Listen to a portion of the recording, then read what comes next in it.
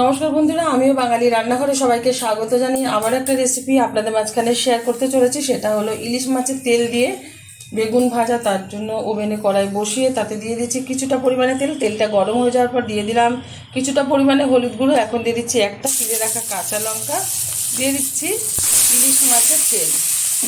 একটা বড় সাইজের ইলিশ, তার একটুখানি তেল বেরিয়েছে, আর সেটাই আজকে আপনাদের মাঝখানে শেয়ার করছি। আশা করি ভালো লাগবে। ভালো লাগলে আমার চ্যানেলটিকে সাবস্ক্রাইব করবেন, লাইক করবেন, শেয়ার করবেন। ভালোভাবে ভাজা হয়ে গেছে। এখন দিয়ে দেবো ধুয়ে রাখা বেগুন। আমি ছোটো ছোটো টুকরো করে দিয়ে পরিষ্কার করে নিয়েছি। গরম ভাতের সাথে কিন্তু এরকম মাছের তেল দিয়ে বেগুন ভাজা ভীষণ ভালো লাগে। যারা জানেন না তাদের স্পেশালভাবে বলে দিচ্ছি, যারা জানেন তাদের তো বলতে হবে না। দিয়ে দিচ্ছি পরিমাণ মতো লবণ। 5 মিনিটের থেকেও কম সময়ে কিন্তু এই রেসিপিটা তৈরি হয়ে যায়। খেতে ভীষণ সুস্বাদু।